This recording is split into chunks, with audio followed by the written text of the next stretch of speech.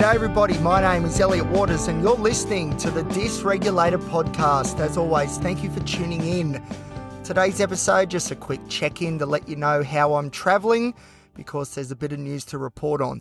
Now the first thing is, all the big fans of the show will remember when I used to record episodes in my car. That was because I was always paranoid that people would be walking past my room where I lived in that student accommodation sort of setup that I was in. And my social anxiety kept telling me, Elliot, they're laughing at you through the other side of the door, okay? So I couldn't handle it and I used to record episodes in the car.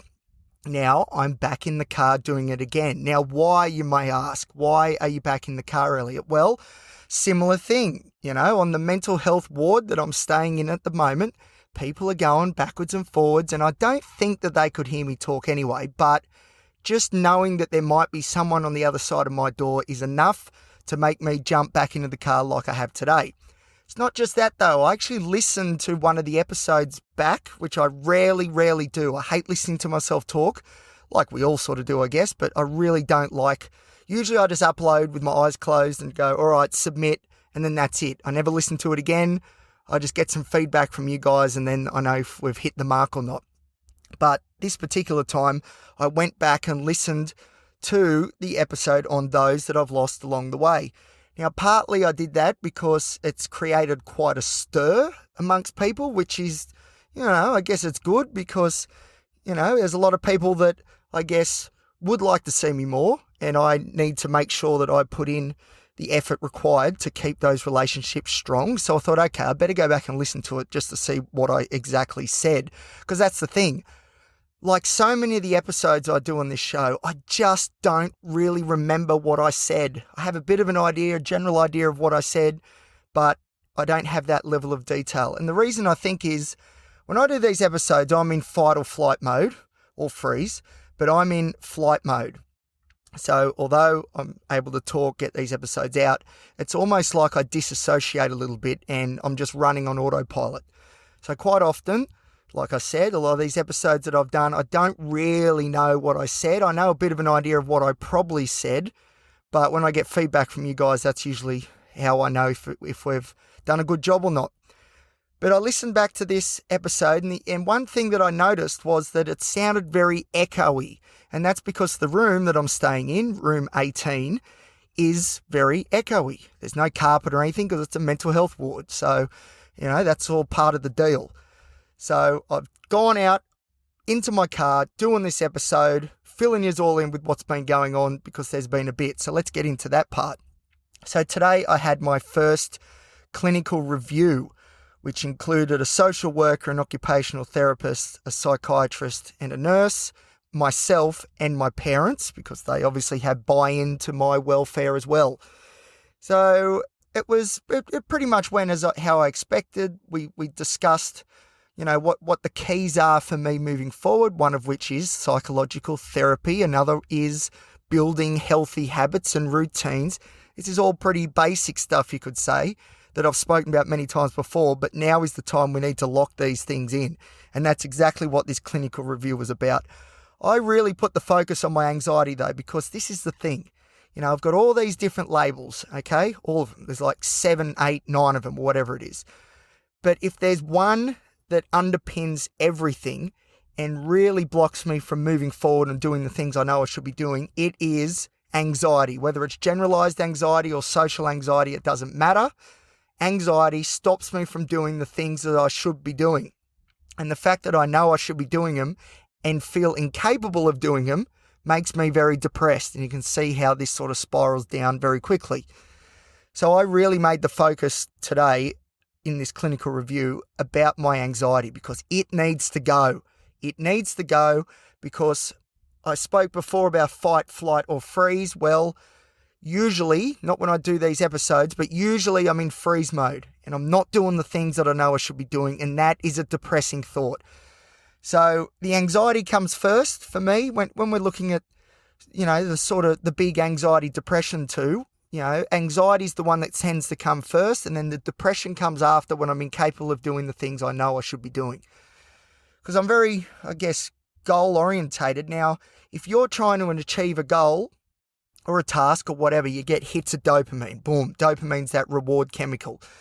Now, the thing is, if you're anxious and don't achieve anything and don't tick off these goals and tasks that you want to do, you're not getting the dopamine like you should be, because the anxiety is blocking the dopaminergic response because we're not doing the things we need to do to get the dopamine flowing. And that is going after our goals, getting stuff achieved every day, just cleaning your room, putting the washing out, whatever. If you're in anxiety freeze mode and you can't do any of those things, you're not getting much dopamine, that's for sure. And as a result, you feel pretty crappy. So I really made today a big statement about anxiety because, yes, I've got borderline personality. Yes, there's OCD, there's, bipolar, there's ADHD, there's high functioning autism. Who knows? There's heaps more. But that doesn't matter because at this point of the journey, and this is something I haven't identified until probably now, it is anxiety that needs to go. And then the others we can start to look at as well. But the anxiety needs to go first, or else we can't unlock our ability to look at these other diagnoses in a way that they deserve. So, anxiety, big part of the clinical review. My only real worry is I've got a funny feeling as far as medications go, we may have just about hit the end of the road. So the impression I'm getting is that the psychiatrist believes perhaps that as far as medications go, I'm dialed up pretty much as we can be. I'm dialed up with the clomipramine, the lamotrigine, the quetiapine. These are pretty significant psychoactive medications, especially clomipramine in this case, because it is the old school one with all the side effects, but it tends to work better. And it has worked for me, but I really was hoping we could squeeze a little bit more out of them, and then the psychological therapy and interventions would take us from, feeling flat but not depressed to living a life worth living, being engaged with the world and achieving things and having a real good go of it.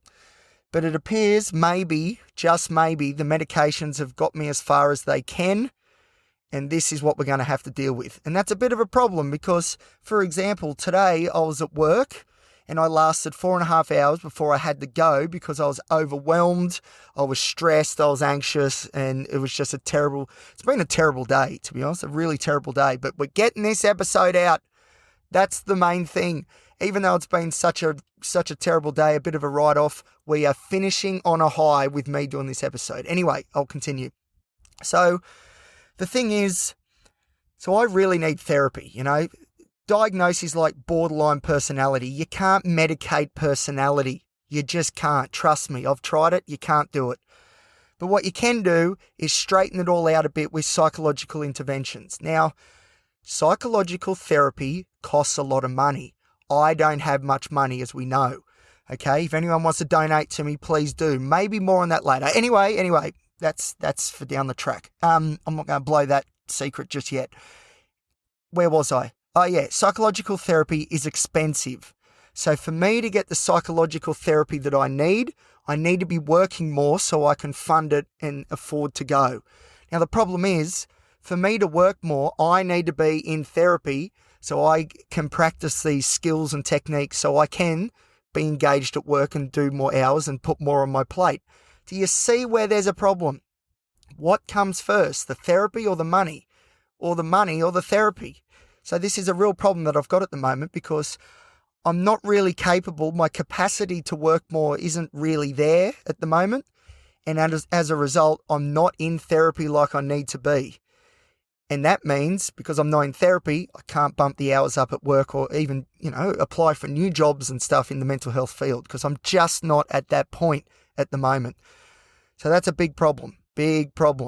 And I haven't come up with a remedy for that one just yet, although I did bring that up in the clinical review as well. And there might be some options down the track, and I'll let you know once I know to see what the go is, because especially for you guys listening in Australia, some of you may be going through something similar. So if I can figure out a way to get free psychology, I promise I'll let you know. I will. So yes, the clinical review, that was today, which was pretty full on. But, we know what's up ahead. We've got to get these routines sorted. We've got to see if we can tweak the medications a little bit. But if not, we've got to really focus on getting to work and then getting to therapy. And if we can do that, I think it's all going to take off. But for that to happen, we need this anxiety to go down. We really need this anxiety to piss off. It's been around for so long. I don't know if I've said on this episode before, but I was asked not this episode, this podcast before.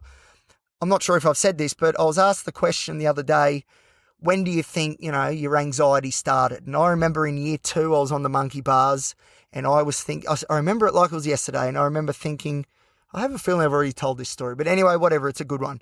And I remember thinking on the monkey bars, fair income, maybe words to that effect, I don't want to live a life where I'm nervous all the time. So that's year 2. That is a long, long time ago, and anxiety has been such a key component of my psyche ever since. And it's about time that we turn it off for good. Not my psyche, that is, the anxiety component. Anyway, so yeah. So I think that is probably all for now. I'm going to do some more episodes soon on my actual sort of day-to-day routines here at the intermediate mental health unit. So I want to give you a bit of an idea of what it's like being inside one of these units. Because, I think for people that maybe think they need this sort of help, I want to try and show that it's not as scary as maybe you think it is. I was a bit scared coming in here, Maitland Private Hospital, not so much because, it's a private hospital. It's a bit more laid back, like yada, yada, yada. But this place, this is the real deal is how I look at it. And it's actually nowhere near as scary or daunting as I thought it was going to be. And I think that's a message that I really want to get out there. And I want to provide some good examples of my time here to really show that, if you need the help, don't be scared about getting the help, even if you've got to go to a place like this. It's not that bad, and really there's only upsides. Okay, I think that's about it for now. One little thing as well, I'm getting interviewed tomorrow on another podcast, which is exciting. So I'm going to get the recording of that and put it on this show as well. So a bit of cross-promotion. So get ready, everyone. I'm really excited. I don't quite know obviously we're going to talk about mental health, Like, obviously that's all I talk about almost. Actually, that reminds me. Jeez, that's another thing that was brought up in the clinical review. The problem, okay, we'll just backtrack a little bit. A big problem I have at the moment and have had for a long time is that I don't have much diversity when it comes to my hobbies and interests. Basically, my whole life revolves around mental health, whether it's my own mental health or researching, mental illnesses or trying to come up with ways to, cure depression or anxiety or whatever. My whole life now is geared around mental health. And that, part of that is because when I went to the UK a few years ago, which I need to talk more about that trip too, because it was very, very important. Anyway, when I come back from the UK, I identified that I really needed to hone in on my meaning and purpose. And really what it all boiled down to in the end was I don't want other people to feel the way that I have, because a lot of my story could have been avoided if we spoke about mental health more, had a bit more education about these sorts of things, if the stigma wasn't so strong. And me being autistic or Asperger's or whatever you want to call it, inherent in that is these really defined interests that you obsess over. So all of a sudden my interest went from, a couple of different things to basically one, and that's where we're at now. And my whole life is devoted, it feels, to mental health, which is okay, except when your mental health is suffering and that stresses you out, and it actually pushes me further to do more research, because it's like, all right, the answer's got to be out there somewhere. If I stay up till 4 a.m. reading, journal articles on Google Scholar, maybe I'll stumble across the medication or the therapy that's going to fix me, and then that will fix other people as well, and that's great. So we need to really, really do everything we can to try and find this answer. And the thing is, being so devoted to the science of psychology and I guess psychiatry too, is that it can be very overwhelming, especially when my mental health isn't going too crash hot. That means all of a sudden my whole interest in life, which is just mental health, isn't too crash hot either. And that brings my whole demeanor down and, can ruin days. And all of a sudden it sort of compounds on each other. So mental health is suffering today. So that means I'm going to look at, more, I guess, sort of sad and melancholic sort of material on mental health. And then that in itself sort of creates this negative feedback loop because we're not feeling very good. So we're researching even more to find the answer, don't really find the answer. So we feel even worse. And that means we've got to look harder, and then you know where this is going. So, this is a very, as far as I understand it, sort of autistic Asperger's sort of thing. And there's probably an element of my OCD that's coming in here as well. So these obsessional thoughts around mental health, and between those two diagnoses, OCD and high-functioning autism, what you get is a very dedicated mental health warrior, which is me, but unfortunately the burden of trying to find these answers for myself and other people tends to bring me down a bit. So I need to diversify my interests. I need to get back to running. I need to get back to the gym. I need to play an instrument again. I need to just do some things that are purely for enjoyment. There's no significance behind them necessarily, and they're not related to mental health, which would be good too. Just to do some things that are fun for the sake of doing things that are fun. That was another big point that was mentioned today in the clinical review that I'm going to try and work on. I'm hoping I might even go for a run tomorrow, maybe. Because running has been a big part of my story, and I think running, I used to run every day throughout my teens and early 20s, and I think by doing that, it really insulated myself from mental illness, the worst parts, really well, because, there's a lot of studies that say that exercising is just as good as any antidepressant. And I think for me, exercising does a better job than these antidepressants, the vast majority anyway.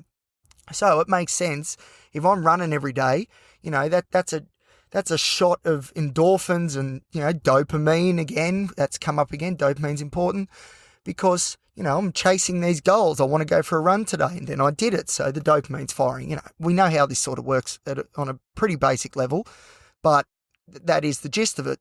So I think back in the day with me running every day, like I said, insulated me against the worst of my mental illnesses. And the problem is now I don't insulate myself against the worst of my mental illnesses. And what I do is become obsessive about the worst of my mental illnesses and then really focus on those points. And if I am not careful, which I guess I haven't been lately, it drags me down further. Even though we're trying to find the answer, it drags me down further. So